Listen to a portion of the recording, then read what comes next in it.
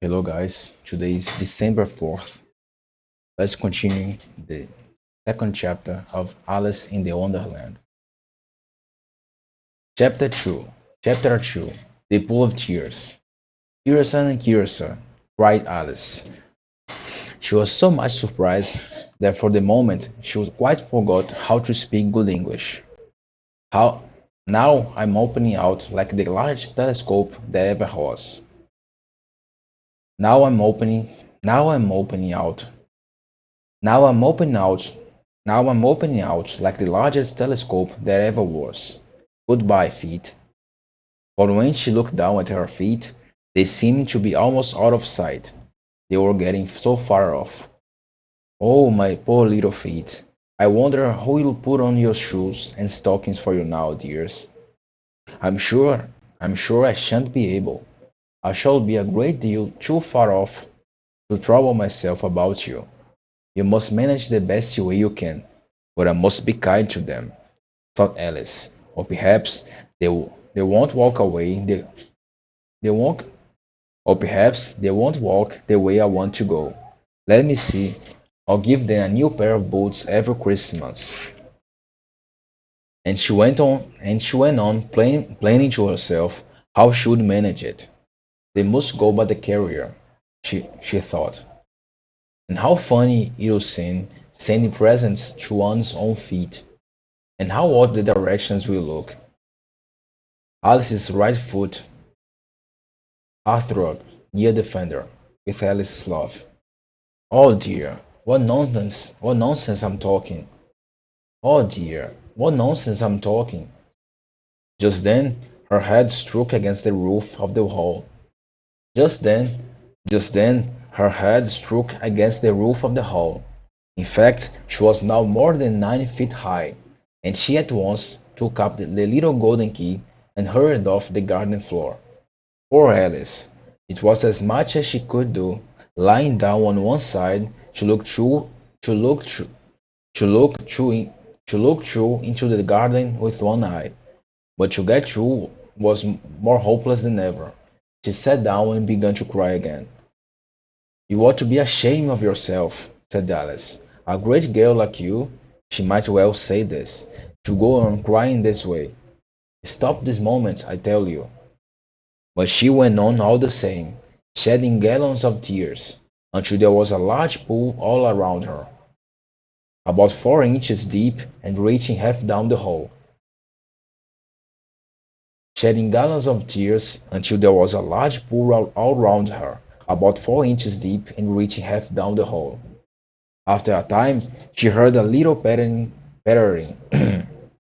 After a time, she heard a little pattering of feet in the distance, and she hastily dried her eyes to see what was coming. It was the White Rabbit returning, splendidly dressed. It was the White Rabbit returning, splendidly dressed, with a pair of white kid gloves in one hand and a large fan in the other. He came trotting along in a great hurry, muttering to himself as he came.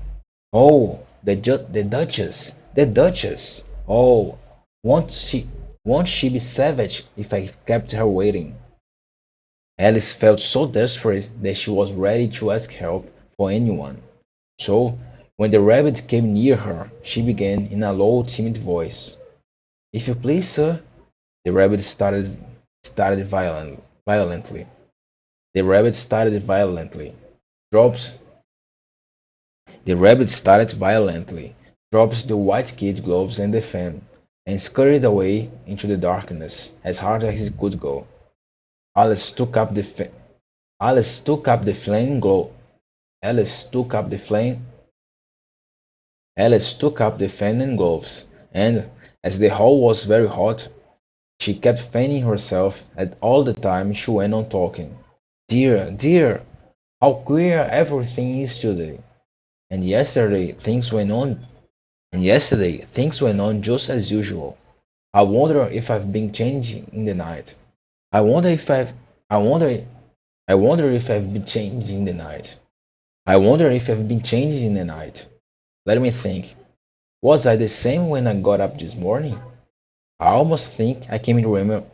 I almost think I can remember feeling a little different. But if I'm not the same, the next question is, who in the world am I? Oh, that's a great puzzle. And she began thinking over all the children she knew that were the same age of herself, to see if she could have changed for any of them. I'm sure I'm not Ada, she said, for her hair for her hair for her hair goes in such long ringlets, and mine doesn't go in real ringlets at all. And I'm sure I can be Mabel, for I know all sorts of things, and she knows such a very little. Besides, she, and I'm my. She, and I'm my. And oh dear, how puzzling it all is. Oh dear, how puzzling it all is. I'll try if I know all the things I used to know. Let me see. 4 times 5 is 12, is it? And 4 times 6 is 13. And 4 times 7 is. Oh dear, I shall never get to 20 at that rate. However, the multiplication table doesn't signify. Let's try geography. London is the capital of Paris, and Paris is the capital of Rome. And Rome. No, that's all wrong. I'm certain. I must have been changed for my bell. I'll try and say, how doth the little. And she crossed her hands on her lap as if she was saying lessons, and began to repeat it. But her voice sounded hoarse and strange, and the words did not come the same way they used to. How doth the little crocodile improve his shiny tail, and pour the waters of the Nile on never golden scale? How cheerfully he seemed to grin, how neatly spread his claws, and welcome little fishes in, with gently smiling jaws, with gently smiling jaws. I'm sure those are not the right words, said poor Alice, and her eyes filled with tears again as she went on. I must be Mabel after all, and I shall have to go and live in that poky little house, and have next to no toys to play with, and oh, ever so many lessons to learn. No, I've made up my mind. No, I've made up my mind. No, I've made up my mind about it. If I'm Babel, if I'm Babel, if I'm Babel, I'll stay down here. I'd be no, I would be no use their putting their heads down and saying, "Come up again, dear." I shall only look up and say, "Who am I then? Tell me that first, and then, if I like being that person, I'll come up. If not, I'll stay down here till I'm somebody else." But oh dear, cried Alice, with a sudden burst of tears, I do wish they would put their heads down. I am so very tired of being all alone here. As she said this, she looked down at her hands, and was surprised to see that she had put on one of Rabbit's little white kid gloves. And was surprised to see that she had put on one of the Rabbit's little white kid gloves while she was talking. How can I have done that? How can I? How can I have done that? She thought. I must be growing small again. She got up and went to the table to measure herself by it, and found that, as nearly as she could guess, she was now about 2 feet high, and was going on shrinking rapidly. She, she soon found out that the cause of this was the fan she was holding, and she dropped it hastily, just in time to avoid shrinking away together. There was a narrow escape. There was a narrow escape, said Alice, a good deal frightened at the sudden change, but very glad to find herself still in existence. And now for the garden. And she ran with all speed back to the little door. But alas, the, the little door was shut again, and the little golden key was lying on the glass table as before. And things are worse than ever, she thought the poor child, for I never was so small as this before, never, and I declare it's too bad that it is. As she said these words, her foot slipped, and in another moment, splash! She was up to her chin in salt water. Her first idea was that she had somehow fallen into sea, and in that case I can go back by railway, she had to herself. Alice had been the seaside once in her life, and had come to the general conclusion that wherever you go to the English coast, you find a number of bathing machines in the sea, some children digging into the sand with wooden spades, then a row of lodging houses, and behind them a railway station. However, she soon made out that she was in the pool of tears which she had wept when she was 9 feet high. "I wish I hadn't cried so much," said Alice, as she was "I wish I hadn't cried so much," said Alice, as she swam about, trying to find her way out. "I shall be punished for it now, I suppose, by being drowned in my own tears.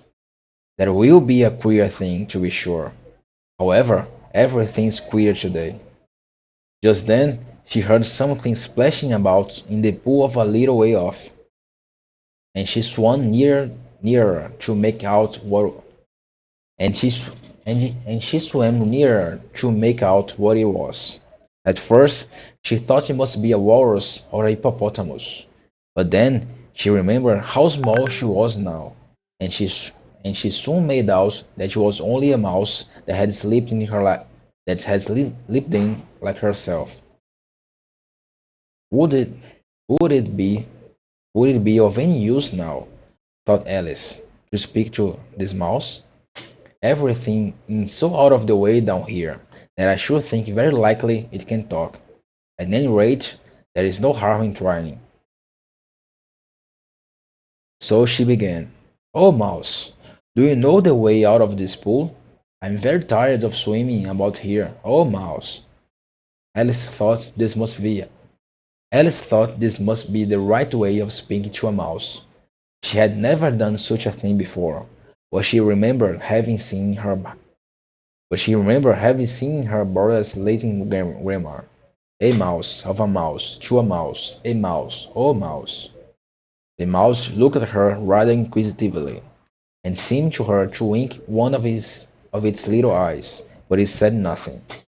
"Perhaps it doesn't understand English," thought Alice. "I dare say it's a French mouse. Come over to in, come over with the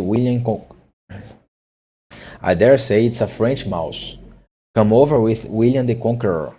For, without their knowledge of history, Alice had no very clear notion how long ago anything had happened. So she began again. "Oh, est ma chat," which was the first sentence in her French lesson book. The mouse gave a sudden leap out of the water, and seemed to quiver all over with fright. "Oh, I beg your pardon," cried Alice hastily, afraid that she had hurt the poor animal's feelings. "I quite forgot you didn't like cats." "Not like cats?" cried the mouse in a shrill, passionate voice. Would you like cats if you were me?" "Well, perhaps not," said Alice in a soothing tone. "Don't be angry about it. And yet I wish I could show you our cat Dinah. I think you'd take a fancy to cats if you could only see her. She is such a dear, quiet thing."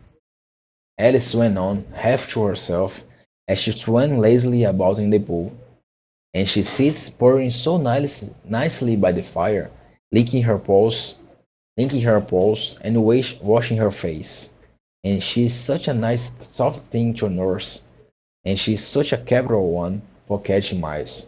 Oh, I beg your pardon." "Oh, I beg your pardon," cried Alice again. But this time the mouse was bristling all over, and she felt certain it must be really offended. "We won't talk about her any more if you'd rather not." "We indeed," cried the mouse, who was trembling down to the end of his tail.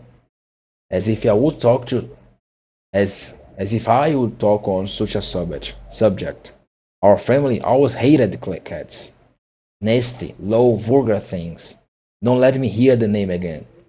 "I won't indeed," said Alice, in a great hurry to change the subject of the conversation. Are you fond of dogs? The mouse did not answer. So Alice went on eagerly. There is such a nice little dog near our house. I should like to show you. A, a little bright-eyed terrier, you know. A little, a little bright-eyed terrier, you know, with such a long curly brown hair. And you'd fetch things when you throw them. And you'll sit up and beg for its dinner, and all sort of things. I can't remember half of them. And it belongs to a farmer, you know. And it belongs to a farmer, you know. And he says it's so useful. It's worth £100. He says it kills all the. he say. he says it kills all the rats. And oh dear, cried Alice in a sorrowful tone. I'm afraid I've offended it again. I'm afraid I've offended it again. I'm afraid I've offended it again. For the mouse was swimming away for her. For the mouse was swimming away from her as hard as it could go, and make quite a commotion in the pool as it went. So she called softly after it, Mouse dear, do come back again, and we won't talk about cats or dogs either, if you don't like them. When the mouse heard this, it turned round and swam slowly back to her. Its face was quite pale. With passion, Alice, with passion, with passion, Alice thought. With passion, Alice, with passion, Alice thought, and it said in a low, trembling voice, Let us get to the shore, and then I'll tell you my story, and you'll understand why it is I hate cats and dogs. Why it is I hate cats and dogs. Let us get to the shore, and then I'll tell you my story, my history, and you'll understand why it is that I hate cats and dogs. It was high time to, it was high time to go, for the pool was getting quite crowded with the birds and animals that had fallen into it. There were a duck and a dodo, and Lorry and a eaglet, and several other curious creatures. Alice led the way, and the whole party swam to the shore. And that's the end of chapter 2 of Alice in Wonderland. Till the next time.